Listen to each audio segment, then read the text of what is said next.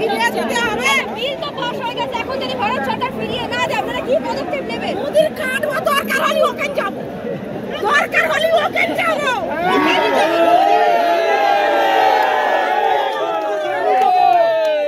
আমাদের সম্পদ আমাদের ফেরত চাই। যদি না ফেরত দিচ্ছে মানে অমিত শাহকে ছাড়বো না, শুভেন্দু অধিকারী ছাড়বো না, আর মোদিরও ছাড়বো না। আচ্ছা, মমতা ব্যানার্জি বলছে যে আপনাদের পাশে আছে, ওয়েস্ট বেঙ্গল এটা লাগু হতে দেবে না। মমতা ব্যানার্জি কিছু নেই, কিছু নেই।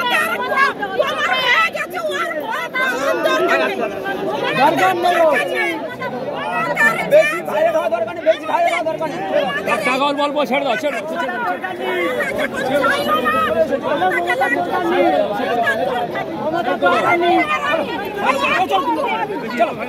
চলো না, চলো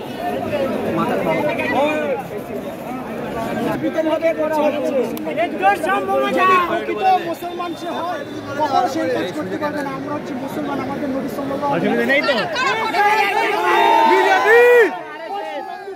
ওদের লোকগুলো করাচ্ছে, ঠিক আছে।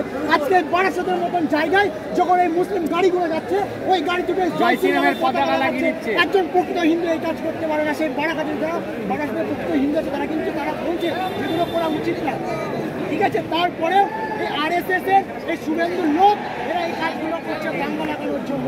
আমরা হিন্দু মুসলিম ভাই ভাই, আমরা এই ভারতবর্ষে আজও থাকতে চাই, ভবিষ্যতেও থাকবো, কিন্তু এই দাঙ্গা যেন পরবর্তীতে না হয় আমরা সেই দিকে লক্ষ্য রাখবো। আর আমাদের এই ওয়াকফ আইন, এটা আমাদের বুঝে নেওয়ার দায়িত্ব। মমতা ব্যানার্জি আমাদের অভিভাবক, কিন্তু মমতা ব্যানার্জি সেই অভিভাবক হয়ে কিছু বলছে না কেন? আজ এইখান থেকে ওই মুখ্যমন্ত্রীর বিরুদ্ধে বলতে চাই, আপনি আমাদের অভিভাবক।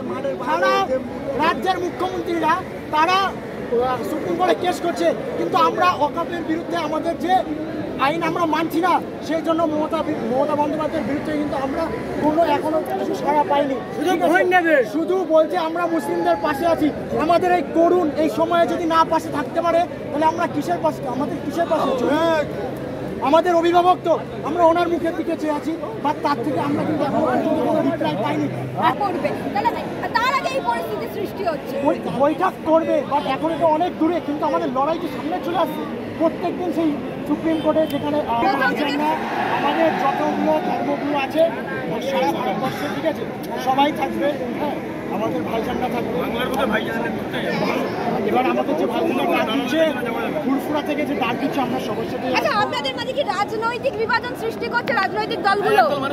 আমাদের মধ্যে এখনো পর্যন্ত কোনো রাজনৈতিক বিভাজন সৃষ্টি হয়নি। সুতরাং ফুলফুরা শরীফ থেকে আমাদের ভাইজানরা যখনই আমাদেরকে ডাক দেবে, আমরা ততক্ষণই প্রস্তুত যাওয়ার জন্য চলে আসবো। আমরা সর্বদা প্রস্তুত। আমাদের ওয়াকফের আইনের মধ্যে আমাদের যদি জাহানও চলে যায়, ওই সুপ্রিম কোর্টে গিয়ে জাহান দেওয়ার জন্য আমরা প্রস্তুত। এই জাহান এখানে যদি চলে যায় পুলিশের গলিতে, তবুও আমি প্রস্তুত, আমার জাহান চলে যায় যাক, কিন্তু আমার ওয়াকফ আইন আমি মানবো না, মানছি না। আচ্ছা, আপনাদের হাতে যতদিন ওয়াকফ আইন ছিল ততদিন কি কি উন্নতি হয়েছে? ভারত সরকার তো বলছে উন্নতির কথা, তো আপনাদের হাতে থেকে কতটা উন্নতি? আমাদের হাতে ছিল না তো, রাজ্য সরকারের হাতে ছিল। রাজ্য সরকার কি কি উন্নতি করেছে? রাজ্য সরকার তারা মাদ্রাসা বোর্ডে তো আমরা কোনো উন্নতি দেখতে পাইনি। বলছে এখনো পর্যন্ত শিক্ষক আমাদের সেখানে নেই, সেইভাবে স্কুলগুলো আস্তে আস্তে বন্ধ হয়ে যাচ্ছে। আমাদের চোখ সর্বদা আমাদের অভিভাবক মুখ্যমন্ত্রীর ওপর আছেন, তিনি সর্বদা যেটা করবেন আমরা সেটা মেনে নেব, এবং আমাদের যেটা দাবি থাকবে আমরা আমাদের দাবি করে যাবো। কার্যত এতগুলো বছর হয়ে গেল, 2011 পর থেকে এখনো সেরকম উন্নতি হয়নি বলছেন, এখনো ভরসা রাখবেন? না, মমতা ব্যানার্জির উপর আমাদের ভরসা। আমরা আগামী দিন এই নৌসাদের প্রতি রাস্তা ভরসা রেখে এই ওয়াকফ বিল দাবিতে শুধু পশ্চিমবাংলা না, মাসকে মাস হলো প্রত্যেকটা রাজ্যের রাজধানীগুলো আমরা বন্ধ করব, এবং সময় ক্ষেত্রে আমরা দিল্লির পার্লামেন্টে গিয়ে নরেন্দ্র মোদীর সামনে আমাদের ছোট বাচ্চাগুলো নিয়ে যাবো, ঘরের বিবি মা বোনকে নিয়ে আমরা রাজ্যের রাজধানীকে বন্ধ করব।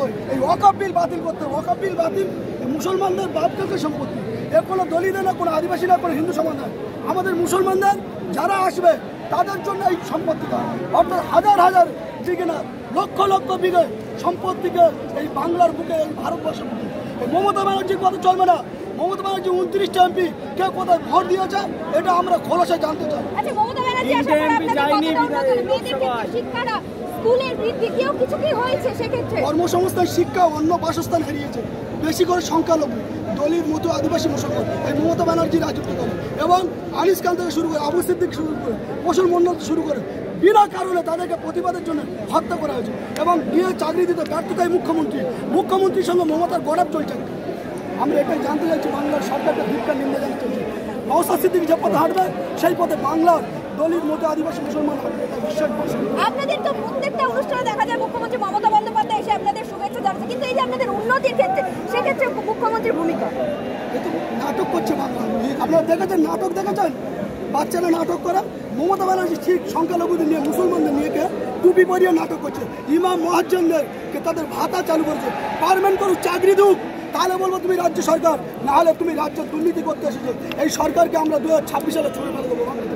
এটা বিশ্বাস ভরসা নওশাদও তার প্রতিবাদ চলবে। কিন্তু আমি বলছি যে বিধানসভায় দাঁড়িয়ে শুভেন্দু অধিকারী বলছে যে মুসলমান যারা মানে সংখ্যালঘু যারা আসবে বিধানসভায় তাদেরকে আমি চ্যাংদোলা করে বাইরে ফেলে দেবো। আপনারা তাহলে ভরসা রাখছেন কার ওপর? মমতা বন্দ্যোপাধ্যায়, শুভেন্দু অধিকারী, কে? আমরা নওশাদ সিদ্দিকীর উপর ভরসা রাখছি। এবং মমতা ব্যানার্জি যে রাজ্যসভায় যখন শুভেন্দু অধিকারী বলছিল, মমতা ব্যানার্জি 213টা এমপি এমএলএ চুপ করে থেকে গেল। প্রতিবাদ তো একটা নওশাদ করছে। এই সিদ্দিকুল্লাহ বাবু কোথায়, শওকত মোল্লা কোথায়, আর সে ববি হাকিম কোথায়? তারা তো আজকের বিজেপি দালালি করছে মমতার সঙ্গে জুটে। আরাবুল ইসলাম পেছন থেকে নাম আসছে, আরাবুল ইসলামের নাম আরাবুল ইসলাম ব্যর্থতা, তাকে আমরা পরাজয় করে দিয়েছি। আর গুন্ডা, তার নাম কোনোদিন পশ্চিমবাংলা ইতিহাসে রাজনীতি কিন্তু পাওয়া যাবে। সেটা পঞ্চায়েতের মেম্বারের থেকেও খারাপ হয়েছে। আমাদের পশ্চিমবঙ্গের মেয়র আপনাদের কার্যত কোথাও গিয়ে প্রতিনিধি, তো সেই মেয়রের ভূমিকা কি পশ্চিমবঙ্গ? ছি, মেয়র, তার ভূমিকা জিরো। মেয়র সে মুসলিম কি হিন্দু, কোন কাস্টের মানুষ আমরা বুঝতে পারছি না। নামে তার নাম ববি হাকিম। এই ববি হাকিম, এই তোলাবাজ নেতাকে আমরা বাংলা থেকে উৎখাত করে ভারত থেকে পার করে দেবো। আজকের ওয়াকফ নিয়ে যাদের বলার দরকার ছিল রাজ্যসভা থেকে কেন্দ্রীয় সভা, একজনও কেউ 29টা এমপি তারা দাঁড়িয়ে কথা বলতে পারেনি। আমরা জানতে চাই যে 2 তারিখে যে ওয়াকফ বিল পাস হলো, এই রাজ্যের তৃণমূল কংগ্রেসের 29টা এমপি আছে, কে কোথায় ভোট দিয়েছে? টিভি চ্যানেলটা খোলা হোক কেন্দ্রীয়, তাহলে আমরা বুঝতে পারবো কে কোথায় ভোট দিয়েছে। ওয়াকফের পক্ষে না ওয়াকফের বিরুদ্ধে। আপনি ভরসা করতে পারছেন না, তার মানে পশ্চিমবাংলা আমরা তৃণমূল বিজেপিকে পরাস্ত করে আর অন্য যে সংগঠনগুলো আছে রাজনীতি, আমরা তাদেরও ভরসা করে 2026 সালে আনবো। এটা বিশ্বাস ভরসা। আর নওশাদ সিদ্দিকীর নেতৃত্বে আমরা বাইরে কোথাও যাবো।